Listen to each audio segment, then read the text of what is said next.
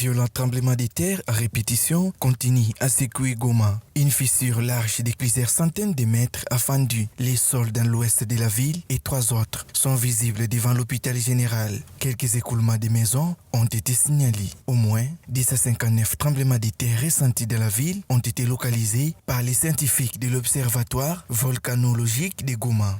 L'intensité des tremblements de terre est faible.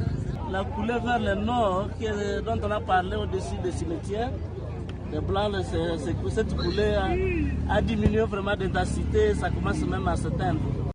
En quoi le lieutenant général Constant Dima, gouverneur militaire du Nord Kivu, les séismes de plus grande ampleur enregistrés et de magnitude 5,2. Les investigations sont en cours et la population doit suivre les orientations du service provincial de la protection civile selon le plan des contingences en vigueur.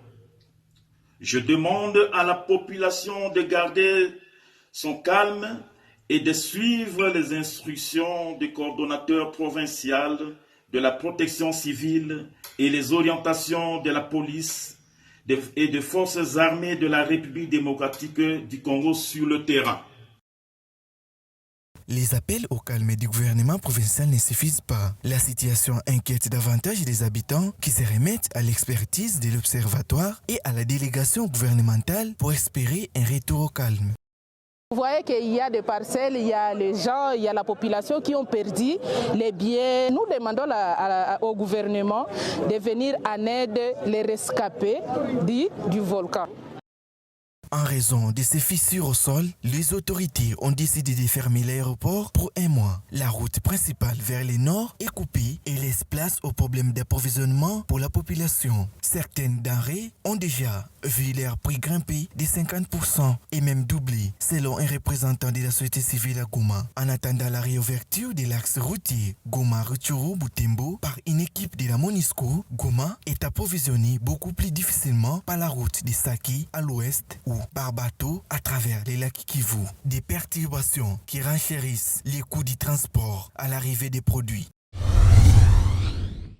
Le directeur national des WWF-RDC, Martin Kabaloapa, a exhorté les gouvernements congolais à fournir davantage d'efforts pour préserver sa biodiversité. Selon ses représentants pays des WWF, la RDC représente un potentiel économique énorme au regard de sa valeur en biodiversité.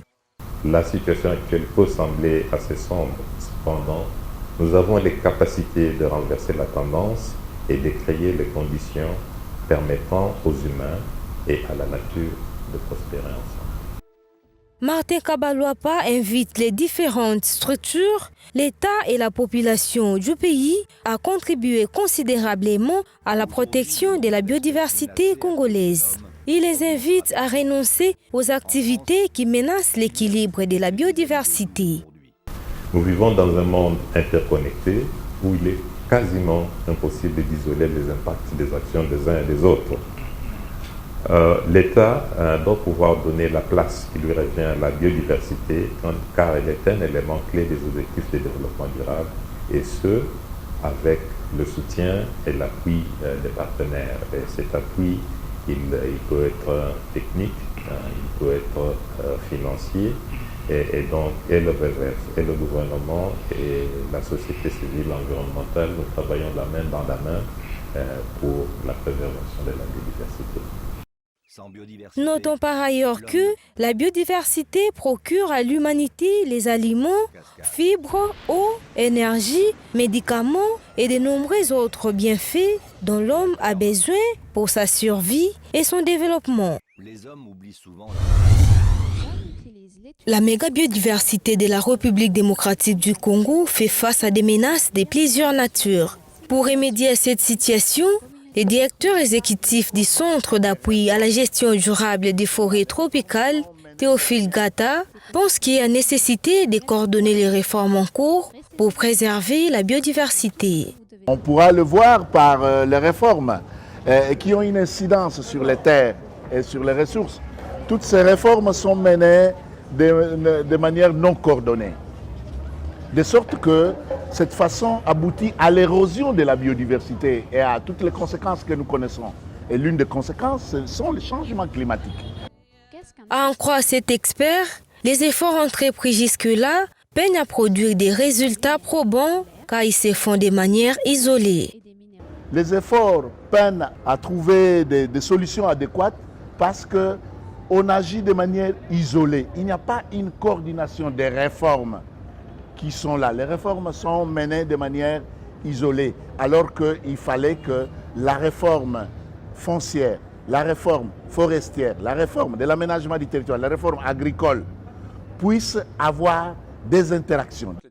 Notons par ailleurs que les centres d'appui à la gestion durable des forêts tropicales accompagnent 10 communautés de la RDC dans les processus de l'obtention des concessions forestières. Julien Paluku, né à Bambara le 13 décembre 1968 dans le Nord Kivu, a fait ses études post-primaires à Nyamilimo à Rutshuru. Gradué à l'ISDER de Bukavu en 1993, il a obtenu en 2005 une licence en santé communautaire à l'Université libre des pays des Grands Lacs, ULPGL, campus de Butembo. En 1999, il devient animateur au bureau provincial de l'AFDEL, chargé de l'idéologie et parallèlement secrétaire à la coordination du cadre politico-militaire de la même organisation.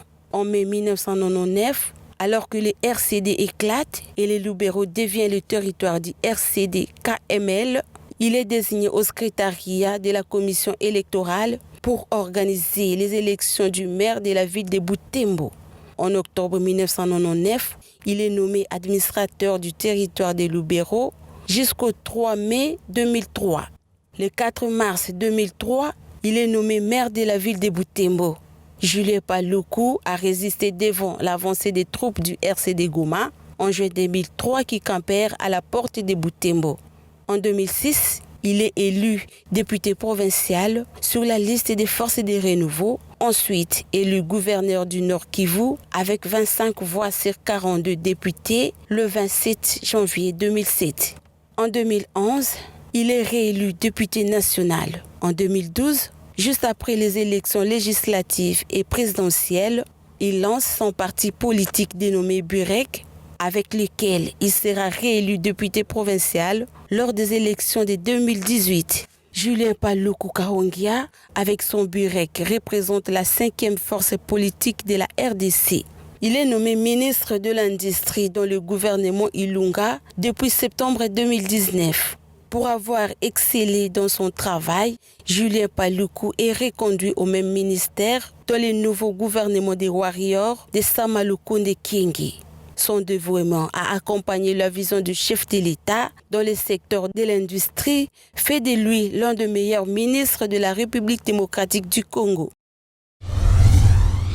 Les travaux de la 73e session de l'Assemblée mondiale de la santé AMS se poursuivent au siège de l'Organisation mondiale de la santé à Genève. Comme à la précédente assemblée, les soins de santé primaire en vue de la couverture sanitaire universelle demeurent une préoccupation pour l'OMS. Le représentant pays de l'OMS en République démocratique du Congo, le Dr Amédée Prosper Djougumd, explique.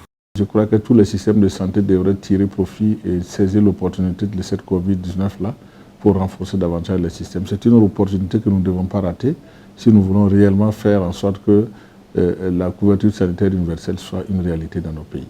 Je pense que c'est une occasion à jamais. Au menu de ces assises également, la problématique des vaccins Covid et leur accessibilité. Ceci est en effet l'un des sujets les plus pressants. Nous, en tant qu'OMS, nous, avec l'ensemble des autres partenaires, nous soutenons tout ce qui est initiative dans la riposte. Et la vaccination est une stratégie novatrice que nous intégrons dans le cadre de la riposte, contrairement à ce que nous avons vu l'année passée au début de la pandémie. L'arsenal vaccinal, en tout cas, est assez important. Et pour ce faire, le pays a pu bénéficier de l'initiative qu'on appelle l'initiative COVAX, qui est une initiative qui a pour souci d'assurer une certaine équité dans la distribution de vaccins, faire en sorte que tous les pays puissent en bénéficier pour couvrir leur population. Cette rencontre annuelle de 194 États membres de l'OMS s'est ouverte le lundi 24 mai. Elle réunit plusieurs membres par visioconférence, Covid oblige. Nous sommes à Kinshasa, dans la commune mère. Cet arrondissement quinois a pour ce faire installé un atelier de transformation intitulé « Milieu sans vermine ». Cette structure est inventeur d'un insecticide naturel créé à base du pyrètre dénommé Dantouse. Elle a pour existence 10 années depuis son invention et rassemble une dizaine d'employés congolais. On a récupéré quelques molécules pyréthrinoïdes de base qu'on a eu à synergiser les uns les autres. Et nous avons pris une certaine quantité de molécules de base qu'on a eu à mélanger avec une certaine quantité d'eau aussi pour avoir la finalité du produit Dantouse. Il y a une conséquence que pour les insectes, ils vont crever après, ils vont mourir. Si chez Milieu sans vermine, l'entrepreneuriat est assuré. Jules Dembe, chimiste et consultant, mentionne que les pyréthrinoïdes sont des insecticides proches d'un produit naturel qui se trouve dans la fleur du pyrètre. Et sa lutte bio rend le milieu sain et propre. Milieu sans vermine met en place le service de désinfection, désinsectisation, dératisation et le nettoyage. Quelques bénéficiaires de ces services ont témoigné. On est très satisfait du service du milieu sans vermine. Mon hôtel le pratique souvent et on est vraiment satisfait sur ce plan-là. Et surtout qu'en ce moment, on est en train de traverser une crise sanitaire. C'est très important, surtout pour nous les hôteliers, donc les hôtels et le restaurant, vu qu'on reçoit beaucoup de gens qui viennent et tout. Et du coup, il faut vraiment pratiquer ces services pour être en sécurité au niveau sanitaire et tout. Après leur passage, on ne remarque plus la présence de moustiques, de cancrelats et d'autres insectes. Notons par ailleurs que l'entrepreneuriat vert congolais veut avoir un autre élan. Bien que la RDC n'a pas une industrie nationale pour la transformation dans ce secteur, il est important que le ministère de l'Industrie, de l'Environnement, des petites et moyennes entreprises, des recherches scientifiques s'impliquent à la bonne marche du soutien de ce genre d'inventions pour booster le développement économique du pays. La mandarine est un agrume. C'est le fruit du mandarinier, un arbre de la famille des rutacées. Le mandarinier est un petit arbre aux feuilles simples, vert foncé brillant. Il n'est connu en Europe que depuis le début du 19e siècle. Il est cultivé en Algérie, en Espagne, en Sicile, en Tunisie, au Maroc, aux États-Unis et même en RDC. Dans les zones trop froides, on le greffe sur Pancirus afin qu'il puisse supporter les hivers plus rudes. La mandarine a une chair sucrée et parfumée.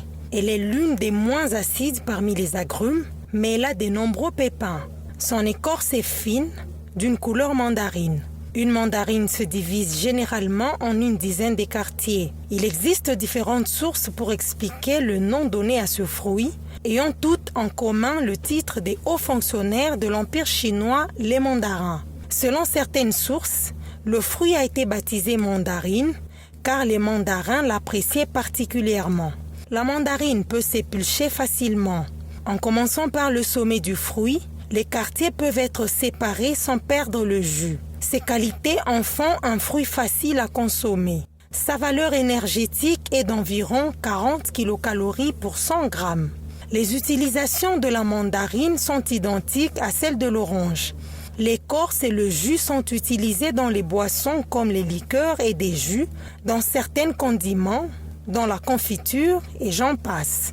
La peau de la mandarine peut également être utilisée dans des préparations médicales, en particulier dans la médecine traditionnelle chinoise. Quant aux bienfaits de la mandarine, elle favorise la bonne digestion, renforce le système immunitaire, combat le cancer du sein, les douleurs et la poussée du ventre, selon certaines études. Consommer la mandarine régulièrement rajeunit la peau. Le jus de la mandarine favorise la bonne digestion des nouveau-nés à travers l'allaitement. À Kinshasa, la mandarine se vend presque partout pendant sa saison à un prix très abordable.